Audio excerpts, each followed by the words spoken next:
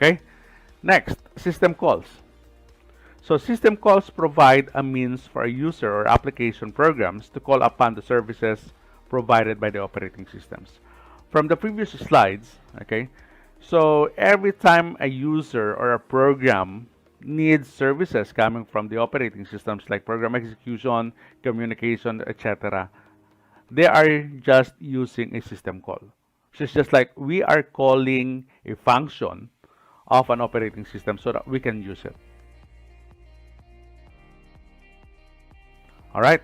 So mostly accessed by programs via high-level application programming interface or API rather than direct system call use. Okay. So three most common APIs are the Win32 API for Windows, POSIX API for POSIX-based systems including Unix and Linux and Mac OS, and Java API for Java Virtual Machine or JVM. Okay. Okay, so next, this is an example of a system call. Okay, so generally written in C or C++, although some are written in assembly for optimal performance. Okay, so this figure illustrates the sequence of system calls. All right, so these are the system calls here. Okay, so this requires to copy a file. Okay, so you can use stras or strace to see more examples of a large number of system calls invoked by a single simple command. So read the man page for strace and try some simple examples. Strace mkdir, temp, strace cd temp, strace date, okay, and so on. So basically, with this one, the system call sequence to copy the contents of one file to another. So source file could be .cpp, .java, but this one is, of course, as what I've said earlier, is in C or C++. Okay, and then, of course, that would be converted or translated into a destination file, which, okay, mostly this file is basically an executable or okay, any other forms, or in this case, the source file, okay, and the destination file would be the other file, okay, or the copy of the other file. All right. Next, example of standard API. So most programmers do not use the low-level system calls directly, but instead use an API or the application programming interface. Okay. So the following sidebar shows read call available in the API or Unix-based systems. Okay. Next, system call implementation. So typically, a number is associated with each system call. Okay. The system call interface maintains a table indexed according to these numbers. And this system call interface invokes the intended system call in OS kernel and return status of the system call and any returned values. Okay, so the caller needs to know nothing about how the system call is implemented. So basically, if you are a programmer, we don't care about how the system call was implemented. We simply call it and use it. That's it. Okay, so just needs to obey the API and understand the OS will do us a result call. So most details of the OS interface hidden from the programmer by the API. So managed by runtime support library. These are the set of functions built into a libraries, including with the compiler. Okay. So the use of API instead of a direct system calls provides for greater program portability between different systems. The API then makes the appropriate system calls through the system call interface using a table lookup to access a specific number of system calls, as shown here in the figure. All right. Next, system call parameter passing. So often, more information is required than simply identity of the desired system call. So the general methods used to pass parameters to the OS, the simplest is pass the parameters in registers, right? Or parameters is stored in block or table in memory and address of block passed as parameter in a register. So this approach is taken by Linux and Solaris. Okay? So also, parameters placed or pushed onto the stack by the program and popped off the stack by the operating systems. We'll be covering this, okay, in the latter chapters and discussions. So block and stack methods do not limit the number or length of parameters being passed. Okay, so this one is parameter passing via table. Okay, parameters are generally passed to system calls via registers, or less commonly by values pushed onto the stack. So large blocks of data are generally accessed indirectly through a memory address passed in a register or on the stack as shown here. Okay. All right. So next would be types of system calls. So basically we have 6 major categories outlined on this PowerPoint presentation, and we are going to start with process control. So under process control, okay, so this process controls allows the following activities or access. So create process, terminate process, and abort, okay, load, execute, and so on. So that's one. Okay, so as what I've said, there are 6 major categories of the system calls. So first is process control. Second is file management. So it allows us to create file, delete file, close or open file, read, write, reposition, get and set file attributes. Okay, that is under file management. Second. Third, you've got device management. So under device management system calls, so the users can request device, release device, read, write, reposition, and so on. Okay. Next is information maintenance. All right. So under information maintenance, you've got get time, date, set time or date. Okay. So take note that we can do changing of time and date on our computer systems, and we're just calling the information maintenance system calls. All right. Communication system calls create, delete communication connections. Okay. So send, receive messages if message passing model, the host name or process name, or from client to server and vice versa. All right. So if the applications is capable of communicating with the outside world, all right, so that means we are using this communication system calls. All right. And the last one is protection. So control access to resources, okay, authorization, get and set permissions, allow and deny user access. Okay, so basically under protection system calls, it tackles more on the authorization, okay, and authentication also. All right, so these were the 6 categories of system calls mentioned earlier: process, file, device, information, communication, and protection. Okay, and this table here summarizes, okay, it shows the comparison, okay, or similarities if there is, of Windows and Unix system calls. All right, so in Windows, when we create process, in Unix we call it fork. Okay, creating a process means fork in Unix. Exit process is also exit. Okay, waiting for single object is wait here. Okay, so these are examples of Windows and Unix system calls. All right, next, standard C library example.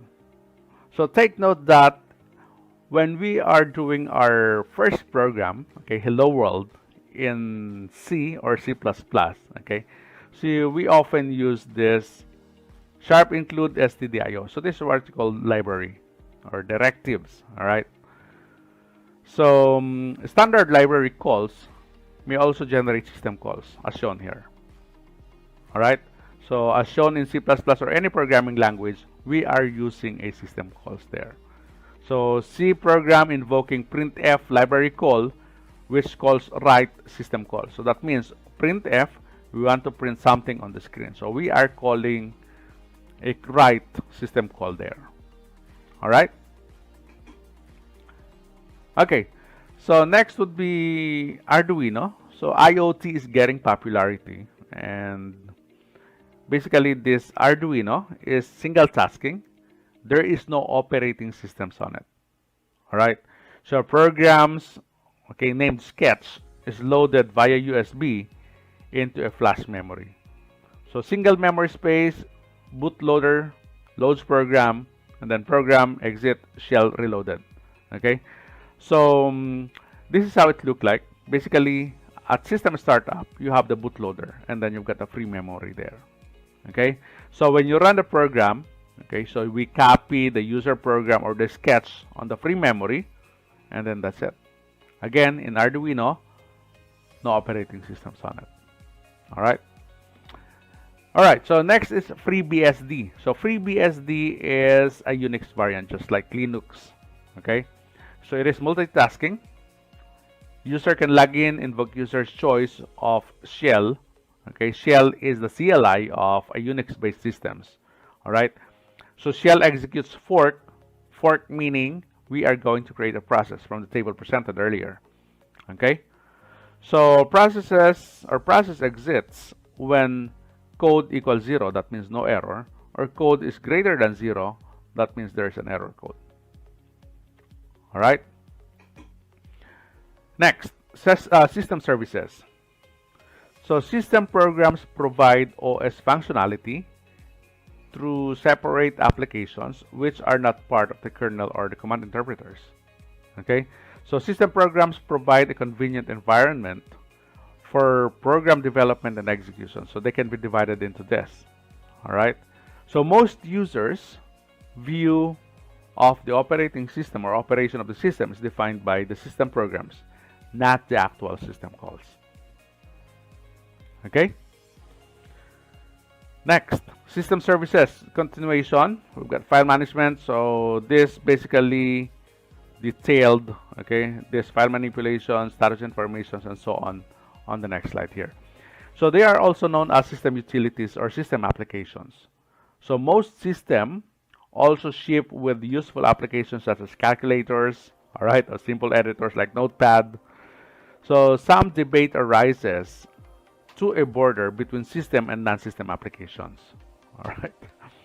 So system programs may be divided into these categories.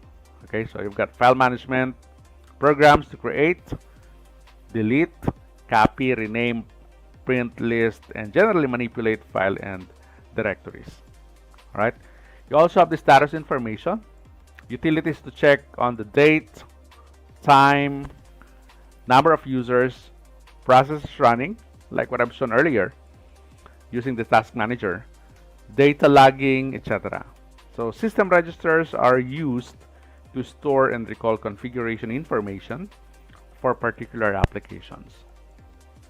All right. So next is file modification. So example, text editors and other tools which can change file content. So we call it file modification. All right. Programming language support. Example, compilers, linkers, debuggers, profilers, assemblers. So library, archive or archive management. Okay. Interpreters for common languages and support from it. Okay. So next is communications. Programs for providing connectivity between processes, or when we say process, these are program and execution or running program, and the users. So including mail, web browsers, remote logins, file transfers, okay, and remote command execution. So that's under communications. All right. Next, background services. So system daemons are commonly started when the system is booted and run for as long as the system is running. So handling necessary services. Examples include network daemons, print servers, process schedulers, and system error monitoring services. All right. And the last one is application programs. So don't pertain to system. Okay. So when say application programs, these are run by the users, not typically considered part of the operating systems. Okay. All right, so next is linkers and loaders. All right, so source code compiled into an object file is designed to be loaded into the physical or any physical memory location. So relocatable object file. It's just like when we created our first program in C++. Okay, so basically what we see on the screen is our source code. All right, and that source code is usually in .cpp format. Okay, so this source code, when we compile it, well, that generates an object file. Okay, so linker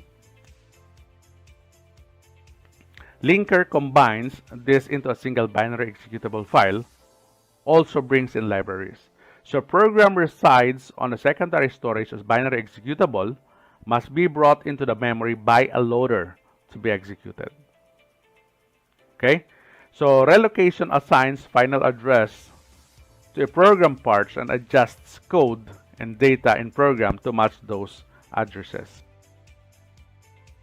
So modern general purpose systems don't link libraries into executables. Rather, dynamically linked libraries, or DLL, so that is what we use in Windows, are loaded as needed, shared by all those that use the same version of that same library. Okay, so object executable files have standard formats, so operating system knows how to load and start them. Okay, so if you will observe in C++, no, during our early days in programming, okay, so once we created a program, let's say .cpp, okay, so we usually compile it. Okay, so with a successful compiling, okay, meaning no errors, so that generates an object file. Okay, that object file, when we run that program, okay, and that object file is executed, so we can see an output on the screen. All right, so that's what we do during our early days in programming. So that uses linkers and loaders. Okay, so compilers are used for high-level language programming, and in low-level, instead of compilers, we use assembler. Okay, so compiler, high-level programming, assemblers, low-level programming. Okay, so what is the role of the linker and the loader? So for example, this is what I'm talking earlier. Okay, so for example, you have the source program, main.c or main.cpp. Okay, so when we compiled it, it creates an object file. Okay, so next is when we load it. Okay, so the linker with other object files associated with that will generate an executable file. Okay, so that's the linker there. So compiler, linker. So compiler from source to object file, from object file to executable file, linker. And if there are other object files there, so that would be linked up also. Okay, and then executable file to be loaded onto the RAM for execution, and calling other dynamically linked libraries, or DLL, so that is where loader comes in. Okay, so basically we don't care about this during our early days in programming. All right, so what we want to see there is just our code or our program is successfully running. All right,